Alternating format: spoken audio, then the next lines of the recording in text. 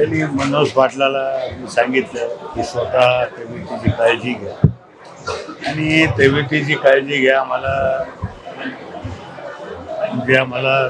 आपली गरज आहे आणि ही विनंती मी त्यांना केली. तो आपण तब्येतीची काळजी घ्या, डॉक्टरला सहकार्य ही त्यांना मी विनंती केली. असं होतं की तुम्ही पालकमंत्री अजूनही आहात, खासदार आहात सरकारचे,